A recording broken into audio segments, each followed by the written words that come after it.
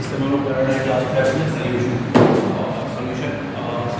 Solution और solution में हम लोग कॉलिगेटिव प्रॉपर्टी की पढ़ाई फिलहाल में कर रहे हैं। ठीक है, क्लास 12 क्या पढ़ रहे हैं हम लोग? सॉल्यूशन। तो जैसे कि हम कॉलिगेटिव प्रॉपर्टीज की बात कर रहे थे, कॉलिगेटिव प्रॉपर्टीज वो प्रॉपर्टीज होती हैं जो सल्यूट के नंबर्स पर डिपेंड करती हैं, ना कि सल्यूट के नीचे पर डिपेंड करती हैं। तो इसे हम बोलते हैं क्या? Colligative property. हम दो तरह की कॉलिगेटिव प्रॉपर्टी बहुत डिटेल में पढ़ चुके हैं। Relative during of vapour pressure, जिसमें कहा गया था कि अगर किसी सॉल्वेंट में नॉन वोलेटाइल सॉल्यूट मिला दिया जाए तो वो क्या करता है, वोलेटाइल सॉल्वेंट को सरफेस पे आने से हिंडर करता है, जिसकी वजह से जो सॉल्वेंट है वो वेपराइज नहीं हो पाता और होता क्या है कि उसका वेपर प्रेशर घट जाता है। फिर मैंने ये बताया था कि किसी भी लिक्विड का जो बॉइलिंग पॉइंट होता है वो उसके एटमॉस्फेरिक प्रेशर का जब उसका वेपर प्रेशर, किसी भी लिक्विड का वेपर प्रेशर जब एटमॉस्फेरिक प्रेशर के बराबर हो जाता है तो हम कहते हैं कि वो लिक्विड बॉयल कर रहा है, या वो temperature that temperature at which the vapour pressure of the liquid becomes equal to the atmospheric pressure is called the boiling point of that liquid. वो टेम्परेचर, जिस टेम्परेचर पर किसी भी लिक्विड का वेपर प्रेशर जब एटमॉस्फेरिक प्रेशर के बराबर हो जाए तो हम कहते हैं कि वो लिक्विड उस टेम्परेचर पर बॉयल कर रहा है, या वो उस टेम्परेचर उसका बॉइलिंग पॉइंट है। चलिए बच्चों, तो हम लोग दो पढ़ चुके थे। फिर मैंने ये बताया था कि अब अगर किसी लिक्विड का वेपर प्रेशर घट गया तो मतलब क्या होगा कि उसको एटमॉस्फेरिक प्रेशर तक पहुंचने के लिए ज़्यादा वेपर निकालना पड़ेगा। ठीक, अगर किसी लिक्विड का वेपर प्रेशर घट गया हो तो उसे अब एटमॉस्फेरिक प्रेशर तक पहुंचने के लिए ज़्यादा वेपराइज होना पड़ेगा, और इसके फलस्वरूप क्या होता है कि उसका जो बॉइलिंग पॉइंट है वो क्या होता है, बढ़ जाता है। तो हमने पहले क्या पढ़ा? Relative lowering of vapour pressure, और दूसरा क्या पढ़ा हमने? Elevation in boiling point. Elevation in boiling point का मतलब ये हुआ कि जब किसी लिक्विड का वेपर प्रेशर घट जाता है तो उसे एटमॉस्फेरिक प्रेशर तक पहुंचने के लिए ज़्यादा मशक्कत करनी पड़ती है, और जब बॉइलिंग पॉइंट तक पहुंचने के लिए ज़्यादा मशक्कत करनी पड़ती है तो उससे होता क्या है? उससे होता ये है कि जो बॉइलिंग पॉइंट होता है किसी भी लिक्विड का वो क्या होता है? एलिवेट हो जाता है, बढ़ जाता है। मैंने इसके बारे में आपको ग्राफ और इक्वेशन दोनों से मुझे लगता है कि ठीक ठाक समझा दिया होगा। ठीक है, चलिए, तो अब हम क्या पढ़ रहे थे? अब हम पढ़ेंगे तीसरी कॉलिगेटिव प्रॉपर्टी, जिसको बोलते हैं डिप्रेशन इन फ्रीजिंग पॉइंट। क्या बोलते हैं? Depression in freezing point. Depression in freezing. देखिए बच्चों, पहले मैं आपको, जैसे कि मैं हर कॉलिगेटिव प्रॉपर्टी के पहले कर रहा हूँ, मैं आपको पहले बताऊँ कि वो प्रॉपर्टी असल में उसका इक्वेशन क्या है, उसका ग्राफ क्या है। मैं चाहता हूँ कि पहले आप उन प्रॉपर्टीज़ को फील कर लें। जैसे आपने पहले दो प्रॉपर्टीज फील किया था, वैसे ही आप इस प्रॉपर्टी को पहले फील करें कि कहना क्या चाह रहा है। जैसे बच्चों, यहाँ पे एक टर्म आया है फ्रीजिंग पॉइंट। फ्रीजिंग का मतलब क्या होता है? फ्रीजिंग का मतलब होता है लिक्विड से सॉलिड। अगर एग्जांपल लें तो वाटर से आइस, यही बात हुई। डिप्रेशन इन फ्रीजिंग पॉइंट का मतलब हुआ लिक्विड से सॉलिड, या फिर अगर आप एग्जांपल के तौर पे कहना चाहते हैं तो वाटर से आइस। सिंपल सी बात है। यानी कि हम कह सकते हैं less ordered to more ordered, या more random to less random. मतलब क्या हुआ बच्चों? अगर फ्रीजिंग का मतलब होता है लिक्विड से सॉलिड में चेंज करना। अब लिक्विड सॉलिड में चेंज करने का मतलब होता है बच्चों कि वाटर से आइस में कन्वर्ट करना। अब बच्चों क्या होगा? अगर वाटर से आइस में हमें कन्वर्ट करना है तो यानी कि मतलब हमें लिक्विड से सॉलिड में कन्वर्ट करना है। अब बच्चों, अगर मैं बोलूँ वाटर या मैं बोलूँ लिक्विड, तो लिक्विड का मतलब होता है कि जो उसका वॉल्यूम तो डेफिनेट होता है लेकिन उसका शेप डेफिनेट नहीं होता। शेप डेफिनेट नहीं होने का अर्थ ये हुआ कि उसके जो मॉलिक्यूल्स होते हैं वो अनऑर्डर्ड होते हैं। मतलब क्या होते हैं? डिसऑर्डर्ड वे में होते हैं या लेस ऑर्डर्ड वे में होते हैं। जो आप योर वर्ड यूज़ करना चाहते हैं कर सकते हैं। तो वाटर्स के मॉलिक्यूल का शेप डेफिनेट नहीं होता, उनके बीच में फोर्स ऑफ अट्रैक्शन या इंटरेक्शन ज़्यादा नहीं होता, इस वजह से जो वाटर के मॉलिक्यूल्स हैं, जो लिक्विड के मॉलिक्यूल्स होते हैं, वो लेस ऑर्डर्ड होते हैं या ज़्यादा रैंडम होते हैं, मतलब इधर उधर घूमते हैं, ज़्यादा रैंडम होते हैं। या दूसरे शब्दों में कह सकते हैं कि मोर रैंडम होते हैं या लेस ऑर्डर्ड होते हैं। लेकिन जब वही लिक्विड सॉलिड में कन्वर्ट होता है या जब वही वाटर आइस में कन्वर्ट होता है, तो आइस क्या है? सॉलिड। अब हमें पता है वाटर क्या होता है, वाटर सॉलिड क्या होता है, सॉलिड का शेप और साइज दोनों डेफिनेट होता है।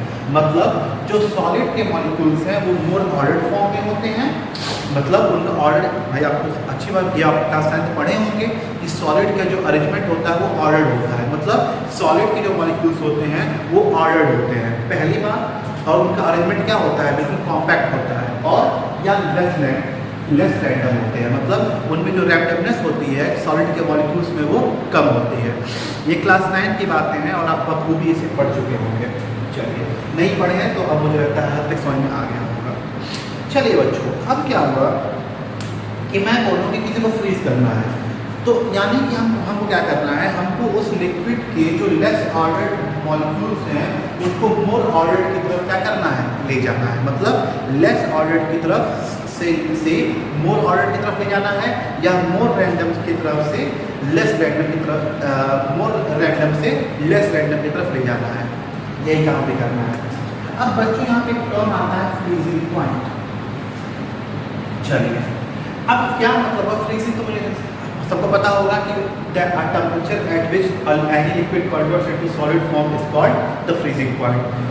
वो पॉइंट या वो अवस्था या वो टेम्परेचर जिस पे कोई भी लिक्विड सॉलिड में कन्वर्ट हो जाता हो उसे बोलते हैं हम फ्रीजिंग पॉइंट। चलिए ठीक है बच्चों, अब देखेंगे बच्चों हुआ क्या कि हमने क्या कहा डिप्रेशन फ्रीजिंग पॉइंट। तो क्या बात कही गई कि साइंटिस्ट ने कहा कि अगर हम सॉलिड में क्या करें, अगर हम किसी लिक्विड में अगर हम कोई क्या करें सल्यूट डाल दें या कोई इम्प्योरिटी डाल दें, हम क्या करें किसी सॉल्वेंट में, किसी प्योर सॉल्वेंट में हम कोई सल्यूट डाल दें। सल्यूट का मतलब क्या है? इम्प्योरिटी।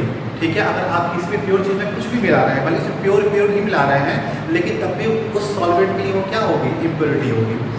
तो क्या वो साइंटिस्ट ने कहा कि अगर हम किसी सॉल्वेंट में अगर हम कोई इम्प्योरिटी मिला रहे हैं तो उसका फ्रीजिंग पॉइंट गिर जाता है। इसका मतलब क्या हुआ?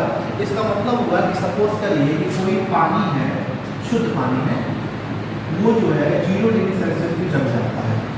एक को मानिए, ठीक है, अब ये मतलब ये सर कि 0 डिग्री सेल्सियस इक्विलिब्रियम पे होता है, वो सब बातें हम नहीं कर रहे हैं। एक मैं एग्जांपल दे रहा हूँ कि सपोज करें कि कोई लिक्विड है, वाटर नहीं कर रहा, कोई लिक्विड है, कोई लिक्विड है जो क्या है 0 डिग्री सेल्सियस पे क्या होता है? जम जाता है, फ्रीज कर जाता है। ठीक है, हमने क्या किया कि इसमें चुटकी भर नमक डाल दिया या नमक डाल दिया, जो भी करिए, हमने वर्तमान में नमक डाल दिया। नमक यहाँ पे कैसा काम करेगा? सल्यूट की तरह। हालांकि नमक इलेक्ट्रोलाइट है। चलिए हम यूरिया की बात करते हैं, क्योंकि जब इलेक्ट्रोलाइट सल्यूट जो होता है, इलेक्ट्रोलाइट सल्यूट के लिए हम अलग से पढ़ाई करते हैं, जिसको बोलते हैं वॉन बॉर्न फैक्टर। क्या बोलते हैं? Von Born factor. ये बाद में भी आएगा। ठीक है, याद रखिएगा बच्चों, ध्यान दीजिएगा। अभी तक हम जितने भी सॉल्यूट की बात किए हैं वो सॉल्यूट कैसा है? नॉन इलेक्ट्रोलाइट है। नॉन इलेक्ट्रोलाइट का मतलब वो अपने कैटायन या एनायन में सॉल्वेंट में डालने के बाद वो कैटायन या एनायन में टूटता नहीं है। ठीक, तो हम चलिए हमने क्या किया कि लिक्विड में क्या किया, हमने यूरिया डाल दिया, ठीक, या ग्लूकोज डाल दिया। तो हमने क्या किया कि जब उस सॉल्वेंट में जब हमने यूरिया और या फिर ग्लूकोज डाला तो हमने देखा कि इसका जो फ्रीजिंग पॉइंट है वो गिर गया। गिर गया मतलब कि अगर इस समय अगर ये 0 डिग्री सेल्सियस पे जम रहा होगा तो अब ये जम रहा था कितने पे? -2 डिग्री सेल्सियस। यानी कि इसकी जो फ्रीजिंग पॉइंट थी वो गिर गई, नीचे चली गई। ठीक है, मतलब अगर पहले ये 0 डिग्री सेल्सियस पे जम रहा होगा तो -2 पे जम रहा था। ठीक है, तो यानी कि अगर किसी प्योर सॉल्वेंट में हम कोई इम्प्योरिटी डाल दें तो हम ये पाते हैं कि उसका जो फ्रीजिंग पॉइंट है वो गिर जाता है। क्लियर हो बच्चों? अब क्यों गिरता है ये समझिए। हुआ क्या बच्चों कि जब हमने क्या किया कि हमने फ्रीजिंग का मतलब आपको ये क्यों समझाया था, अब ये इसका मतलब आएगा कि मैंने क्यों ये टर्म्स यूज़ किया है। फ्रीजिंग का मतलब होता है बच्चों मोर रैंडम से लेस रैंडम या लेस ऑर्डर से मोर ऑर्डर। ठीक, चलिए अब क्या हुआ बच्चों कि अगर इसका मतलब ये होता है, इसका मतलब ये होता है, अब क्या हुआ बच्चों कि सपोज कर लीजिए कि हम प्योर सॉल्वेंट की बात करेंगे। ये क्लियर है बच्चों? चलिए मैं बता देता हूँ इसको।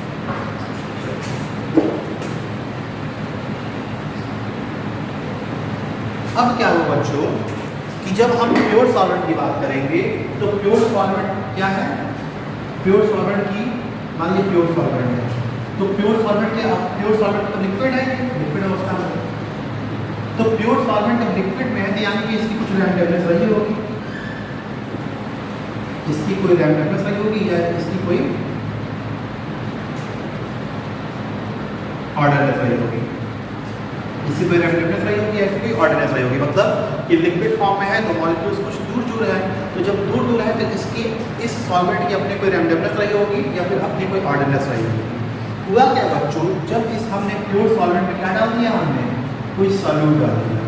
तो वो सॉल्यूट डालने से बच्चों ये हुआ कि इसकी जो रैंडमनेस थी वो बढ़ गई। ये बात मैंने आपको बहुत पहले इस सोल्यूशन में बता चुका हूँ कि जब हम सॉल्यूट और सॉल्वेंट डालते हैं तो उस सोल्यूशन की जो रैंडमनेस होती है वो क्या होती है? बढ़ जाती है। ठीक है, क्यों? क्योंकि क्यों बढ़ती है? क्योंकि नंबर ऑफ मॉलिक्यूल्स बढ़ रहे हैं। भाई सॉल्वेंट के अपने कुछ मॉलिक्यूल्स थे, सॉल्यूट को डाला गया तो उससे कुछ मॉलिक्यूल्स होंगे, तो जब ये दोनों मॉलिक्यूल्स आपस में एड अप कर गए तो मतलब क्या हुआ? इनकी जो रैंडमनेस है वो क्या हुई? बढ़ गई।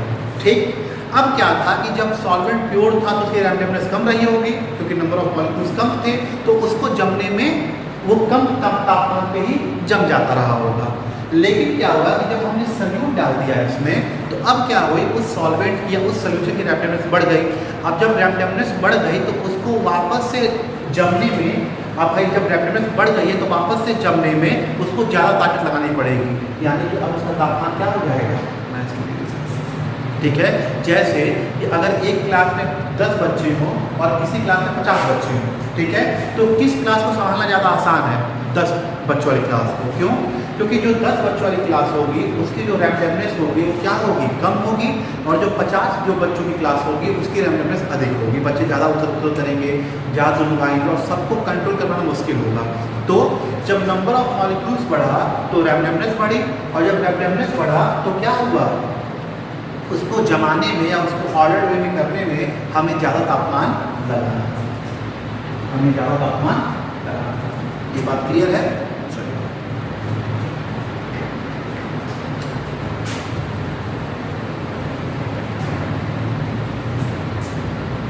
तो बच्चों मुझे लगता है कि आप लोग ये फील कर चुके होंगे कि क्या मतलब होता है टेम्परेचर शिफ्टिंग पॉइंट का। तो चलिए, अब जो आप पढ़े हैं तो उसको क्या करते हैं?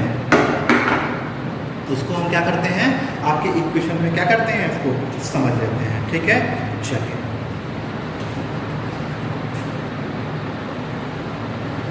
उसी की तरह बनाएंगे। ये वेपर प्रेशर होता है और ये क्या होता है?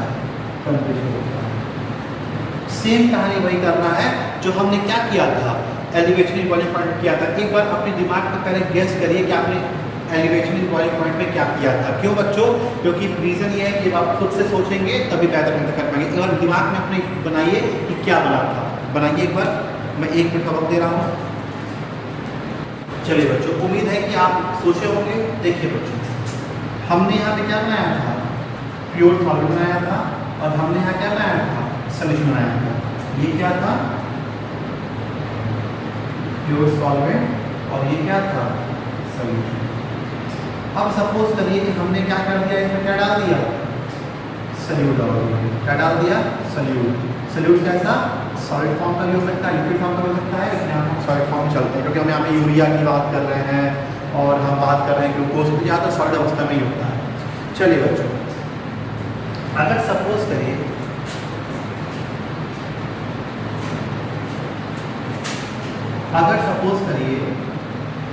कि चलिए कुछ भी लेते हैं।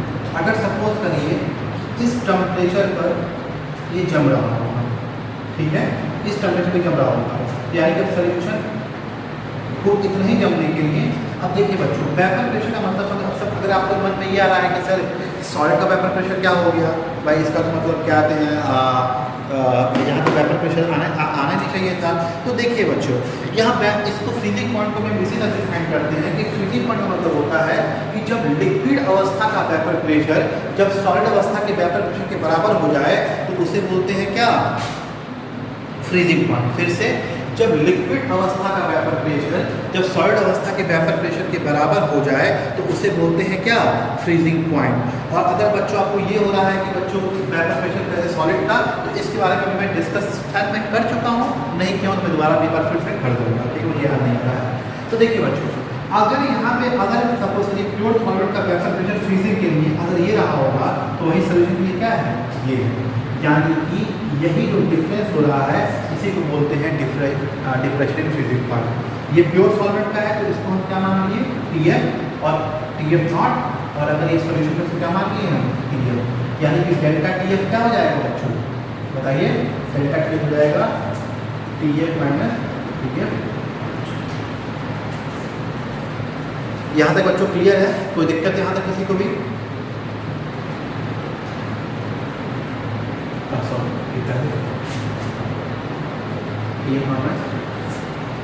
यहाँ तक बच्चों किसी को दिक्कत? अब बच्चों जो आपने बॉइलिंग पॉइंट में किया था वही कर देना है। Delta TF is direct to molarity, delta TF is direct to number of moles of solute upon mass of solvent in. ये पहले इतना उतार लीजिए।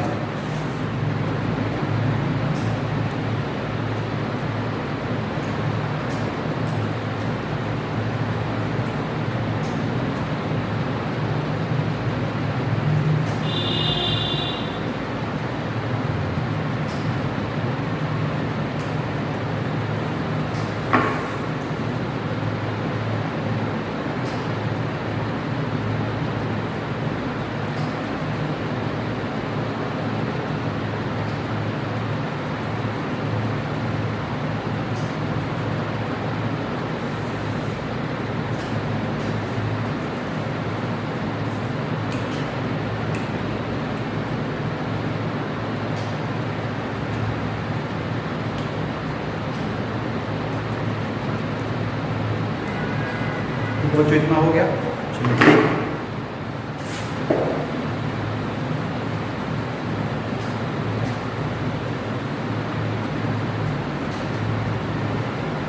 चलिए, तो बाकी काम वही करना है जो आपने उसमें किया था। जैसे delta TF is equal to KF into M। यहाँ पे KF क्या है, प्रोपोर्शनली कांस्टेंट है, जिसको बोलते हैं मोलर डिप्रेशन कांस्टेंट। यहाँ KF को क्या बोलेंगे हम, यहाँ पे KF को बोलते हैं मोलर डिप्रेशन कांस्टेंट। इसलिए इसको delta TF equal to KF into M होता है, यहाँ KF को बोलते हैं मोलर डिप्रेशन कांस्टेंट। अब आइए बच्चों एक क्वेश्चन लगाते हैं तो आपका कॉन्सेप्ट और क्लियर हो जाएगा। KF यूनिट बच्चों वही होती है केल्विन kg पर मोल, सब वही है जो बॉइलिंग पॉइंट पर था। क्या है, सब वही है जो बॉइलिंग पॉइंट पर था, केल्विन kg पर मोल। ठीक है बच्चों, यहाँ तक मुझे लगता है आपको क्लियर हो गया होगा।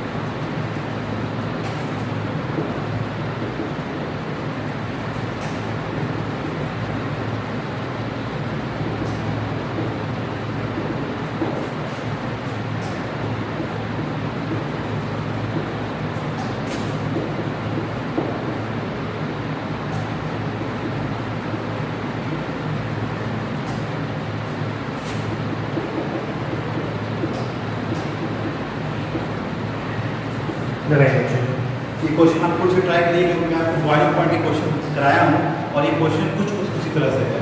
व्हाट अमाउंट ऑफ C2H5 मतलब एथेनॉल एज्यूम्ड नॉन वोलेटाइल मतलब आप यहाँ पे ये मान के चलेंगे कि जो एथनॉल है, क्योंकि एथनॉल वोलेटाइल होता है, ठीक है, एथनॉल क्या होता है, वोलेटाइल होता है, लेकिन आप यहाँ मान के ये चलिए कि जो एथनॉल है वो नॉन वोलेटाइल है। तो उसको 1 kg वाटर में अगर हम पानी में डालें तो उसका जो फ्रीजिंग पॉइंट हो जाता है वो जाता है -2 डिग्री सेल्सियस। तो बताना है आपको कि अगर freezing point of water 0 degree Celsius है और KF फॉर वाटर कितना है, तो बताइए कितना अमाउंट ऑफ C2H5 को बोला गया होगा। What amount of C2H5OH assumed non-volatile must be dissolved in 1 kg water so that it freezes at -2 degree Celsius. Freezing point of water is 0 degree Celsius. KF for water is equal to 1.86 Kelvin kg per mole. बिल्कुल बच्चों उसी तरह से है, इसे solve करने की कोशिश करिए जैसे कि हमने आपको बॉइलिंग पॉइंट क्वेश्चन करवाए थे।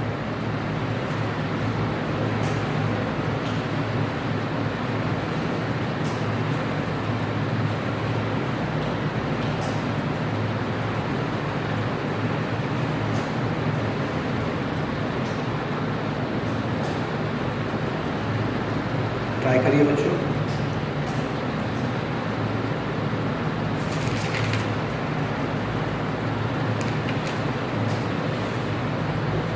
उम्मीद है कि हो गया होगा, अगर नहीं हुआ है तो देखिए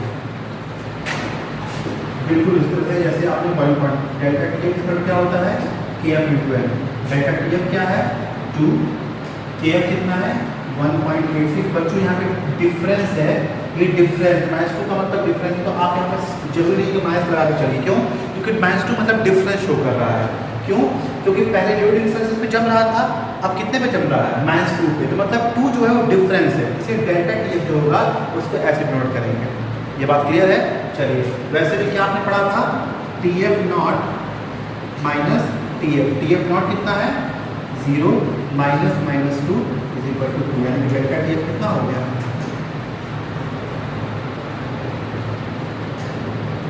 TF0 minus TF 0 minus 2 delta TF 2 delta TF 2 KF कितना है 1। बच्चों मोलैरिटी का मतलब number of moles of solute upon mass of solid in kg। तो number of moles of solute, तो यही तो अमाउंट ही तो पूछ रहा है आपसे। तो number of moles of solute मतलब अमाउंट का पूछ रहा है। मोलैरिटी क्या होता है मतलब number of moles of solute upon amount of solid in kg। तो number of moles of solute नहीं पता, मोल मास कितना है 5 12 24 और 16 40 41 46। और बच्चों अमाउंट 1 kg दिया है, कोई दिक्कत ही नहीं है, यानी कि 1 कर दीजिए, क्योंकि 1 तो कोई मतलब नहीं है, तो 1 × 2 करिए, 1 करिए, क्योंकि बाई kg दिया है, कुछ और है तो यहाँ पर करना पड़ता। और इसको सॉल्व करिए, इसको सॉल्व करेंगे बच्चों तो मेरे ख्याल से 50 ग्राम आएगा। सॉल्व के देखिए, तो यानी कि कितने अमाउंट ऑफ C2H5 हमने बोला है 50 ग्राम। पूछा था कि बताइए कि आपकी कितने अमाउंट का अल्कोहल हम 1 किलोग्राम पानी में घोल दें ताकि जो उसकी जो फ्रीजिंग पॉइंट है वो 0 डिग्री सेल्सियस से -2 पहुंच जाए। तो कितना ग्राम? तो अगर 1 kg में अगर हम 50 ग्राम अल्कोहल घोल दें तो उसकी जो फ्रीजिंग पॉइंट है वो 2 डिग्री से गिर जाएगी। मुझे उम्मीद है बच्चों कि ये आपका हो गया होगा।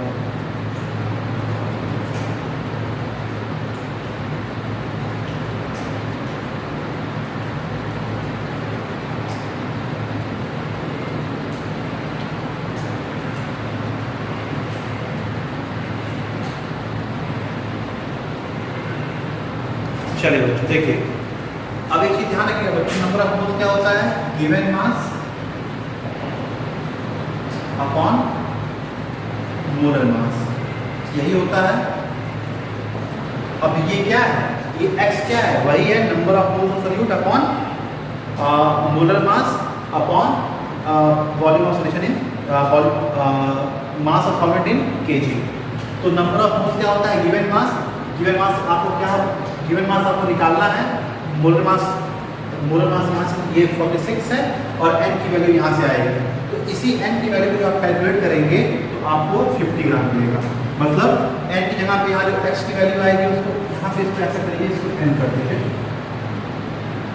कंफ्यूज शायद हम कहीं से क्योंकि आप कंफ्यूज इसको n कर लीजिए, मतलब क्या हो गया number of moles of solute, यहाँ से n की वैल्यू आ जाएगी, गिवन मास नहीं दिया वही निकालना है आपको, और मोलर मास कितना है 46, तो n की वैल्यू यहाँ से पुट कर दीजिएगा, मोलर मास पर बेसिस पुट कर दीजिएगा, जो आंसर आएगा वही क्या होगा 50 ग्राम होगा।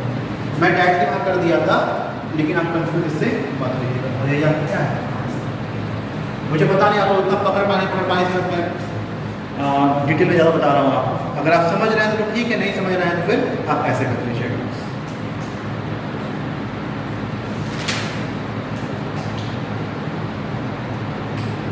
चलिए बच्चों, अब हम अगला पढ़ेंगे ऑस्मोटिक प्रेशर। अगली क्वालिटेटिव प्रॉपर्टी क्या है, ऑस्मोटिक प्रेशर।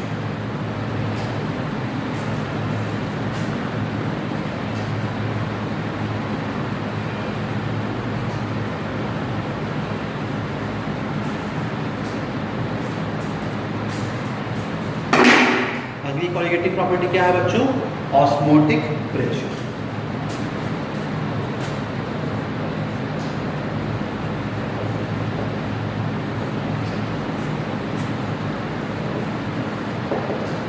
ऑस्मोटिक प्रेशर बच्चों, ऑस्मोटिक प्रेशर के पढ़ने से पहले हमें कुछ पॉइंट्स पढ़ने पड़ेंगे, ठीक है। हमें पॉइंट्स पढ़ने पड़ेंगे, मतलब कि कुछ पॉइंट्स मिल जाने ताकि आप सब में फर्क कर पाइए कि क्या ऑस्मोसिस क्या होता है, डिफ्यूजन क्या होता है, ताकि आप कंफ्यूज मत होइए। तो बच्चों हम पहले स्टार्ट करते हैं डिफ्यूजन से। डिफ्यूजन आपने 9th में कई बार पढ़ा है या उससे पहले पढ़ा है। मैं एक अच्छा एग्जांपल बताता हूँ आपको डिफ्यूजन का बच्चों का अच्छा एग्जांपल ये होता है। एक अच्छा एग्जांपल क्या होता है बच्चों, डिफ्यूजन का एक अच्छा एग्जांपल होता है आपका अगरबत्ती के धुएं का पूरे कमरे में फैलना। क्या होता है बच्चों कि अगर आप अपने कमरे के किसी कोने में अगर आप क्या करेंगे, अगर अगरबत्ती अगर जला देंगे तो आप पाएंगे कि लगभग पूरे घर में या कम से कम घर के एक बड़े एरिया में पूरी खुशबू महक जाती है। क्या होता है डिफ्यूजन में, क्या होता है बच्चों कि अगर आपने अगरबत्ती किसी घर के कोने में जला दीजिए तो आप पाएंगे कुछ देर बाद पूरा घर महकने लगता है। या अगर आपने कहीं पर परफ्यूम छिड़का हुआ है तो आप ये पाएंगे कि कुछ समय बाद क्या होगा कि पूरा का पूरा जो आपका जो वो है पूरा का पूरा जो कमरा है वो क्या होगा, महकने लगेगा। तो इसी को बोलते हैं बच्चों डिफ्यूजन। अब डिफ्यूजन का इससे मतलब क्या निकला, तो देखिए बच्चों हुआ क्या कि आपने जहाँ पर अगरबत्ती जलाया तो वहाँ पर जो वहाँ का जो एरिया था बच्चों वो क्या हो गया, वो हो गया कंसंट्रेटेड, ठीक है। मतलब कि जहाँ पर आपने अगरबत्ती जलाया तो अगरबत्ती के से जो गैसेस मॉलिक्यूल्स निकल रहे हैं उनका कंसंट्रेशन क्या हुआ, एक जगह में बहुत ज़्यादा हो गया। और लेकिन जो बाकी के जो घर थे, जो बाकी का जो आपका घर का एरिया था, वहाँ पे चूँकि उन गैसेस मॉलिक्यूल का जो अगरबत्ती से निकल रहे हैं उनका कंसंट्रेशन क्या था, कम था। फिर से क्या हुआ बच्चों, जब आपने अगरबत्ती जलाया तो आपने पाया कि जिस कोने में आपने घर की अगरबत्ती जलाया है वहाँ का एरिया उस अगरबत्ती से निकले गैसेस मॉलिक्यूल से क्या हो गया, भर गया, बहुत ज़्यादा हो गया।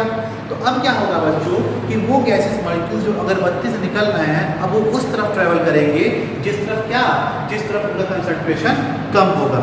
यही रीज़न है कि जो अगर एक बार आप कहीं पर परफ्यूम छिड़कते हैं या फिर कहीं अगरबत्ती जलाते हैं तो उसकी जो खुशबू है वो पूरे कमरे में फैल जाती है। क्यों?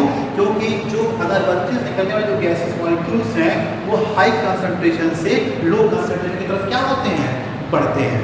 तो यानी कि the movement of any substance, the movement of any substance, the movement of any substance, the movement of any substance from region of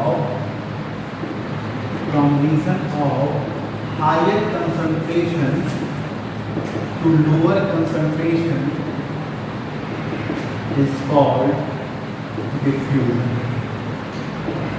मतलब बच्चों कि किसी भी सब्सटेंस का हायर कंसंट्रेशन से लोअर कंसंट्रेशन की तरफ जो मूवमेंट होता है उसको बच्चों बोलते हैं हम क्या, डिफ्यूजन। क्या बोलते हैं उसको, डिफ्यूजन बोलते हैं।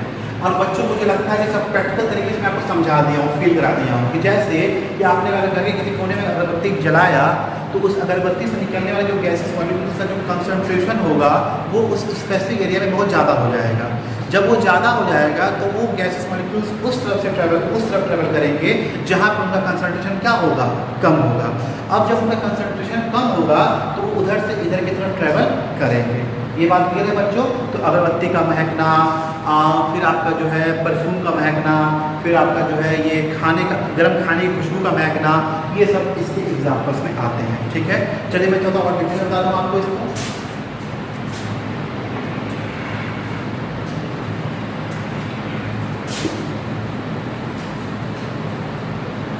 सपोज करिए बच्चों, आपने कंटेनर लिया और उसको एक मेम्ब्रेन से, मेम्ब्रेन को झिल्ली से क्या किया, उसको सेपरेट किया। इधर सपोज करिए कंसंट्रेशन C1 है और इधर कंसंट्रेशन क्या है, C2 है। सी सोल्यूशन मान लीजिए है, इधर क्या है कंसंट्रेशन C1 है, इधर कंसंट्रेशन C2 है। और हम ये मानते हैं कि C1 का कंसंट्रेशन C2 से क्या है, अधिक है। हम क्या मानेंगे, C1 का कंसंट्रेशन C2 से क्या है, अधिक है। इधर सपोज करिए सोल्यूशन 1 है और इधर सपोज करिए सोल्यूशन क्या है, 2। ठीक, तो हम देखते हैं बच्चों कि दो तरह की मूवमेंट होती है, एक सल्यूट की और एक सॉल्वेंट की। क्या देखते हैं बच्चों, हम देखते हैं कि दो तरह की मूवमेंट होती है, एक सल्यूट की और एक सॉल्वेंट की। ठीक है, अब देखिए बच्चों, ये एक सोल्यूशन है, ये भी सोल्यूशन है, इसमें भी सल्यूट सॉल्वेंट होंगे, इसमें फिर सॉल्वेंट होंगे। तो हम पाते हैं बच्चों कि जो सल्यूट का जो मूवमेंट है वो हाई से लो की तरफ होता है और जो सॉल्वेंट का है वो लो से हाई की तरफ होता है। क्या मतलब बच्चों, इसका मतलब ये हुआ कि जब हमने क्या किया कि एक चैम्बर लिया और उस चैम्बर को हमने एक मेम्ब्रेन से क्या किया, सेपरेट कर दिया। याद रखिएगा बच्चों, यहाँ पे मैं मेम्ब्रेन बोल रहा हूँ, मैं सेमी परमेबल मेम्ब्रेन नहीं बोल रहा हूँ, ध्यान रखिएगा इस बात को। ठीक है, मैं केवल मेम्ब्रेन की बात कर रहा हूँ। तो हमने मेम्ब्रेन को रखा और हमने पाया कि सल्यूट और सॉल्वेंट का क्या हो रहा है, ट्रांसपोर्टेशन हो रहा है। तो हुआ क्या बच्चों कि जो सल्यूट है वो हायर से लो पे जाता है, सॉल्यूट क्या हो रहा है, high concentration to low concentration जा रहा है। यही रीजन होता है कि जब आप किसी घर के कोने में अगरबत्ती जलाते हैं तो क्या होता है बच्चों कि वहाँ से जो है सल्यूट भारी मात्रा में निकलता है। ठीक है, और वो क्या करता है, जो गैस की जो और जो बाकी कमरे की जो जगह है वो एज सॉल्वेंट काम करती है। ठीक है, या छोड़िए उतना नहीं समझ चाहिए, बस इतना समझिए बच्चों कि ये क्या है, अगरबत्ती वाला हिस्सा है और ये क्या है, कमरे का बाकी हिस्सा है। जब आपने अगरबत्ती यहाँ पे जलाया तो यहाँ पे सल्यूट का कंसंट्रेशन बढ़ गया। अब जो सल्यूट होगा वो from higher concentration to lower concentration जाएगा। ठीक है, और सॉल्वेंट क्या होता है, from lower to from higher जाता है। ये बात क्लियर है। चलिए इसको आप चाहे तो नोट कर लीजिए।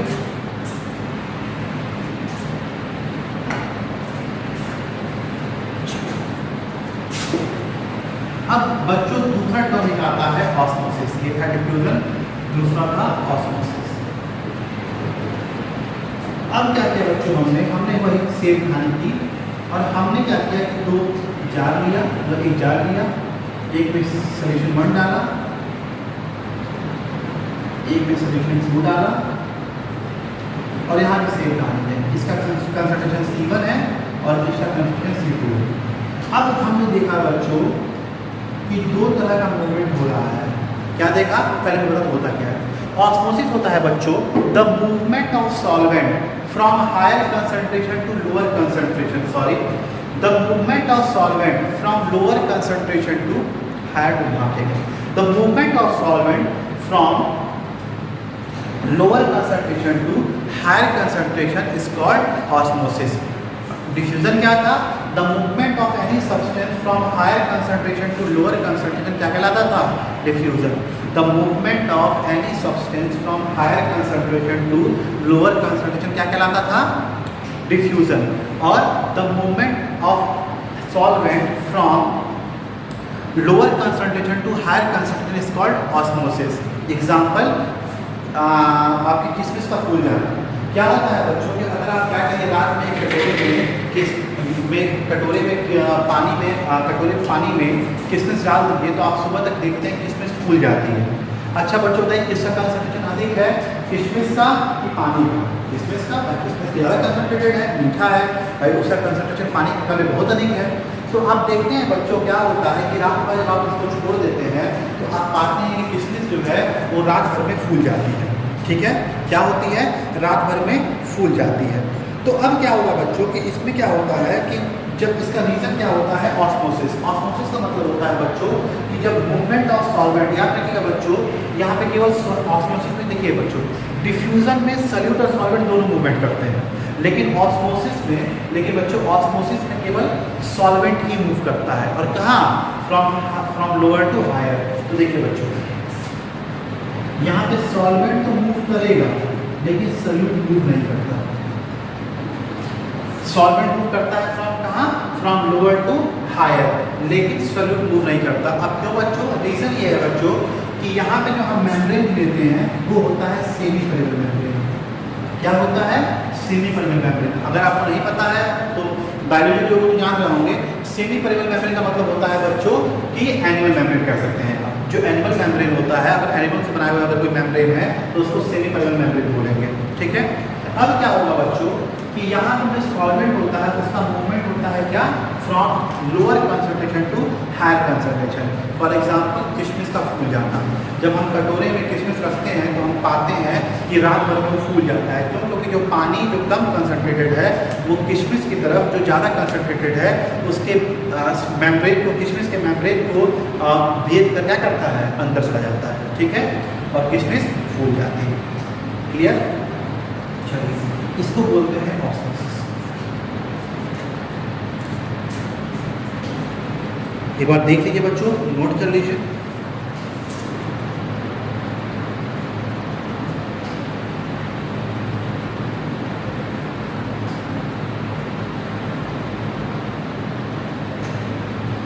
हो गया बच्चों?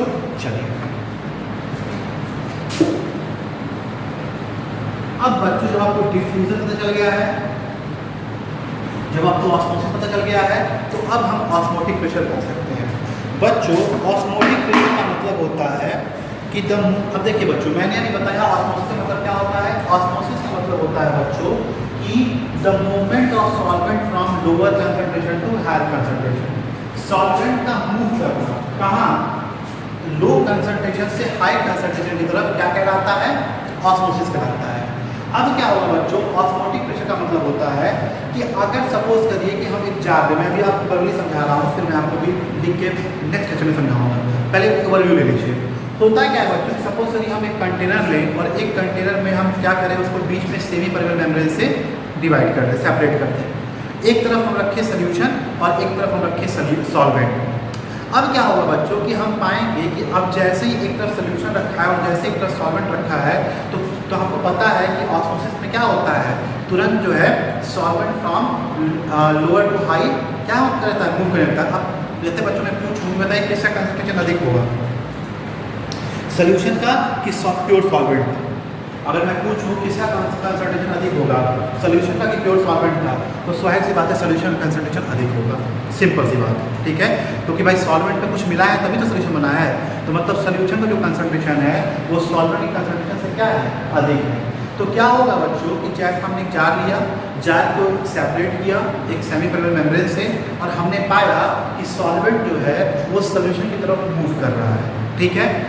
और मूव करेगा भी क्योंकि हमें पता है कि ऑस्मोसिस में सेमी पेरिफेरल मेम्ब्रेन के थ्रू जो आपका सॉल्वेंट होता है वो मतलब यानी कि लो से हाई की तरफ मूव करता है।